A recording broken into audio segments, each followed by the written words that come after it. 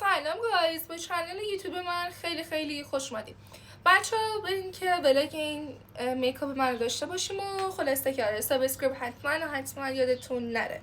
ماش به کلاتون. خب تو مرحله اول من از کرم ماه استفاده میکنم که همون ضد آفتاب خودمونه که شمارش هم 60 و چند درجه از پوست خودم روشن‌تره. و خب واسه مرحله بعدی میرم از پنکیکی که توی پیجم واسهتون گذاشتم.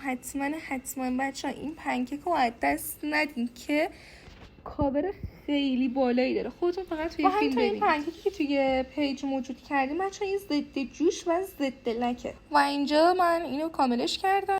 حرف دخترم وقتی فیلتر انداختم این شد و بدون فیلتر. به نظرم بدون فیلتر خیلی بهتره. و دخترم همینطوری که میبینین من از براش استفاده میکنم که واسه کانتور بینیمه و خب با دستم فیدش میکنم. و اینجا میبینین من 2 براش برداشتم، که واسه هایلایتی که واسه کانتور.